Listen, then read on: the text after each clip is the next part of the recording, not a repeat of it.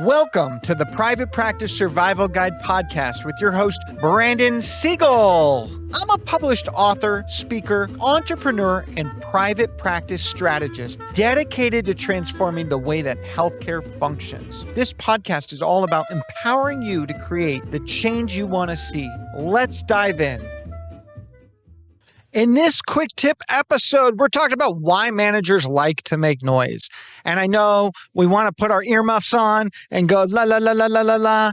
But at the end of the day, when we do that, it just soils all of truly the water in our water system. So let's not let our managers make that noise. So let's figure out first the why.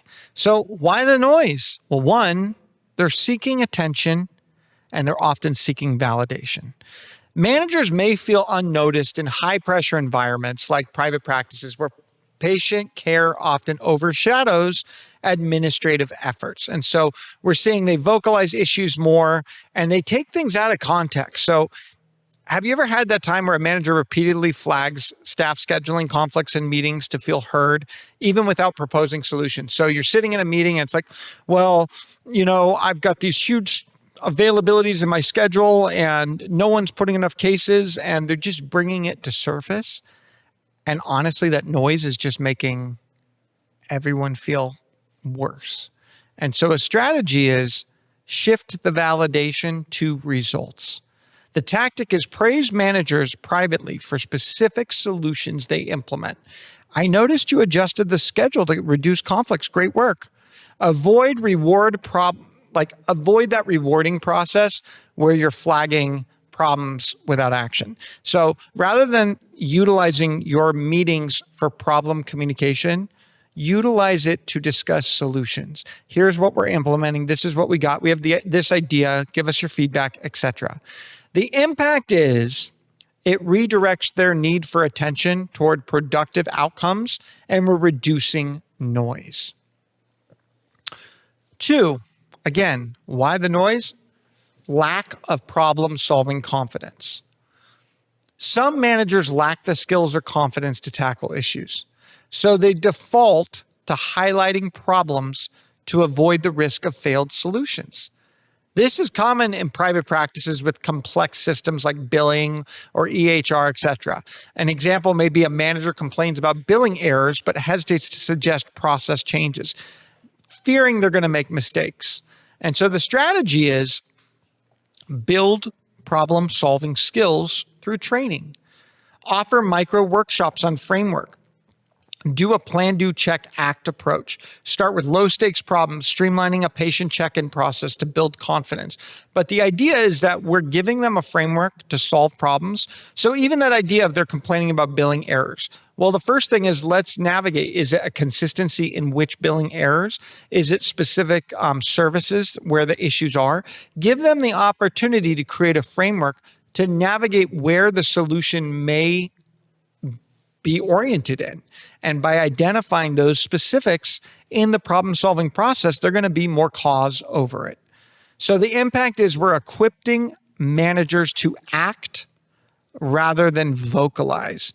We are reducing the reliance on complaints. And so building that problem-solving confidence, now they're not highlighting the problem, they're highlighting what they accomplished. So a perfect example would be, let's just say occupational physical speech therapy practice. The office manager says, originally the statement was, we're getting all kinds of denials and I don't know what's happening, but the insurance hates our billing and we're not equipped to get paid for the services we have. That's the noise. By bringing that problem-solving strategy together, we can shift from that to, I noticed we were getting a lot of denials. I was worried about billing errors.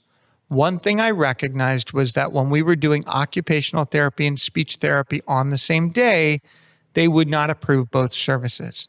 I reached out to our billers and one of our consultants and was able to recognize that this only occurs with Cigna patients. And so I am putting a new plan in place where Cigna patients will never have back-to-back therapy services on the same day to prevent future billing errors in the future. Boom. Again, this could be related to modifiers. This could be related to how we build place of service. This could be so many different things. But now that office manager is taking responsibility over finding the solution, not just communicating the problem. Number 3, perceived job security through visibility. Managers may believe that by being vocal about issues, it makes them appear proactive or indispensable, especially in a competitive private practice setting where job security is a concern. Example, a manager frequently raises concerns about outdated software to seem engaged without researching alternatives.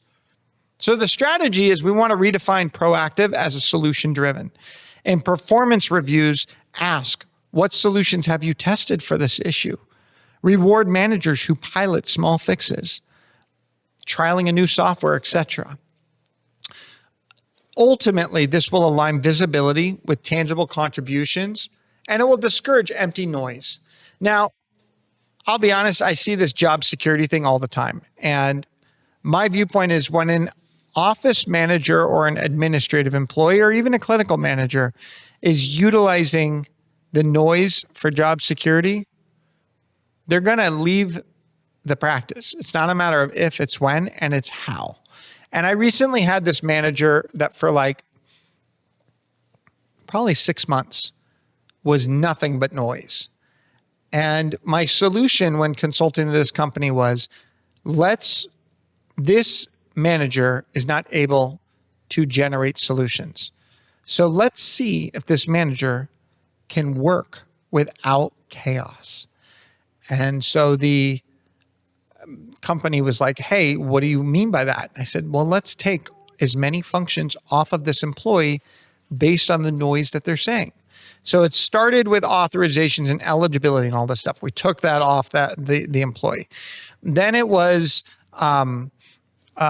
prescription follow-ups and other things. We took that off. Then it was employee relations. Then we took that off. And then actually the complaint went from, oh my God, I'm too busy and I have no time and there's so much problems and all this stuff, to Brandon's trying to take over my job.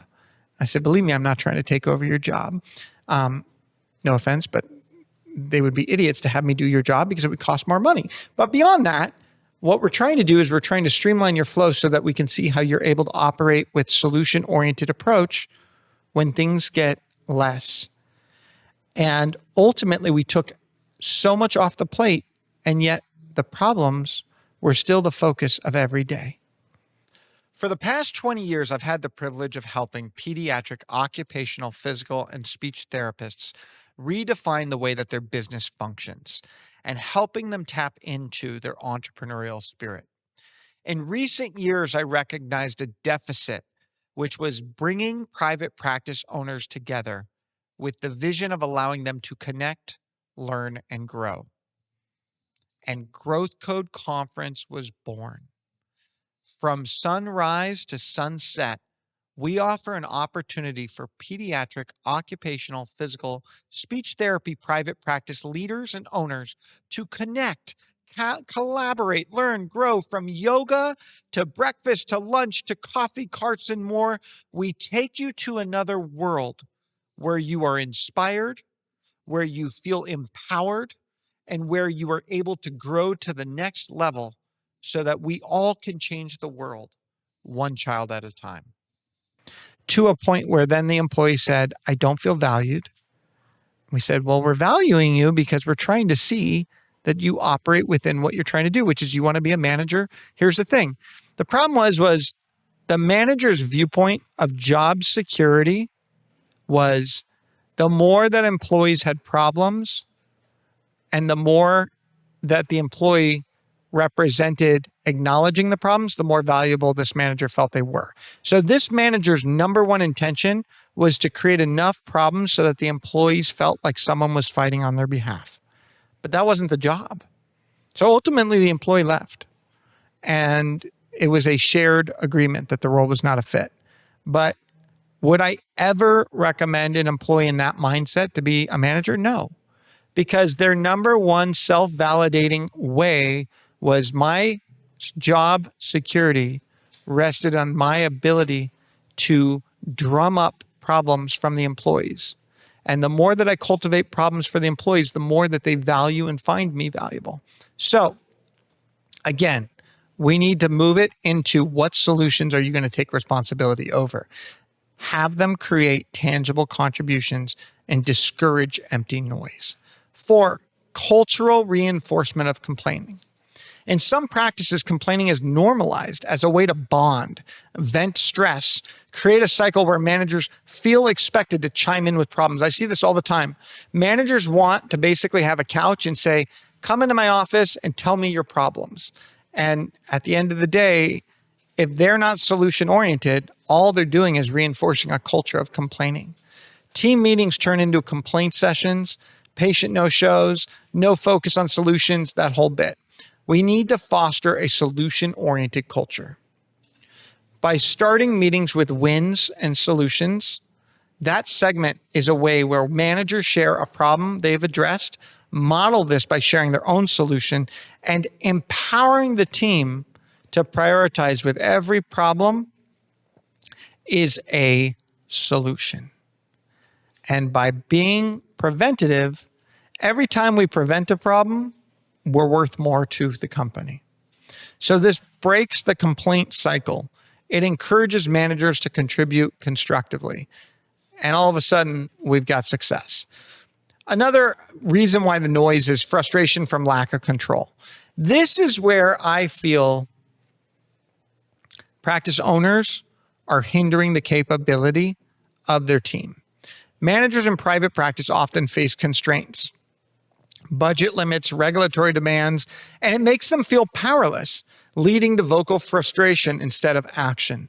An example is a manager gripes about a long patient wait times, but feels unable to change processes due to staffing shortages. What's the strategy? Empower managers with autonomy in small areas. So give that manager control over a specific process. Hey, you're in charge of the patient flow. Encourage small experiments, adjusting appointment slots and availability and what your wait list looks like, etc. Debrief results to reinforce learning. The impact becomes channels frustration into actionable steps, and we're reducing noisy complaints. And so I believe we need to give more control, more capability with accountability so that we're actually creating the change we want to see from our managers. So here are some practical tips for immediate action. 1, reflective questioning. When a manager raises an issue, ask, what's one idea to improve this? This will prompt them to think beyond complaining. 2, solution sharing forum. Create a shared document or a Slack channel where managers post solutions. 3, safe experimentation. Encourage managers to test low-risk solutions in a sandbox. One department to build confidence without fear or failure. 4, lead by example. As a leader, model solution-focused behavior by addressing issues quietly, sharing results, inspiring managers to follow suit. If the attention becomes acknowledging those that are solving problems, that becomes the desire versus bringing problems to the surface. So I have a challenge for you. This is my social media challenge of the episode. I want you to go to @podcastprivatepractice on Instagram. Okay. I am inviting you to comment. I want you to identify what is the noisiest issue in your practice and how can you coach a manager to solve it. And I will pick a winner privately and you will get a surprise. So I want to see hundreds of comments. Come on, blow me away. What is the noisiest issue in your practice and how are you going to coach a manager to solve it? So here are some resources that I recommend connected to our topic. Book, first and foremost, Crucial Conversations, Tools for Talking When Stakes Are High by Carrie Patterson, Joseph Grenny, Ron McMillan, and Al Switzler. This is an incredible book. Provides a framework for handling high stakes conversations with clarity, confidence. Love the book. Got to get it. It equips managers to shift from vocalizing problems to facilitating productive dialogue, reducing noise, fostering collaboration. Give this book out to your managers, Crucial Conversations. I think it will be very helpful. Another one that I like there's a lot of books out there, but I also think there's podcasts. So I think by being able to find different resources, your team will have fun sharing in it as well. Did you know in 2022, a DDI study found that 55% of managers in small healthcare settings, including private practices, over-communicated to assert authority, and it led to a 15% drop in team morale. Very important. Managers, 50% of them in private practices, over-communicated to assert authority, and it led to a 15% drop in team morale. Don't let that happen. A leader is best when people barely know he exists. Love it. Lao Tzu, an ancient Chinese philosopher. Thank you for listening to this episode of the Private Practice Survival Guide and our quick tips. Don't forget, together we can thrive, not just survive. Thank you for tuning in to the Private Practice Survival Guide podcast. I'm incredibly grateful to each and every one of you. Exciting news. We're now available everywhere, from Spotify to Apple Podcasts to YouTube or anywhere you like to listen to your podcasts. So watch, listen, and reach out. If you love this episode, please drop a 5-star review. It truly means the world to me. Are you looking for more ways to elevate your practice? If so, now is your chance. Reach out, go to my website, or email me at brandon@wellnessworksmp.com. And remember, it's not just about surviving, it's about thriving.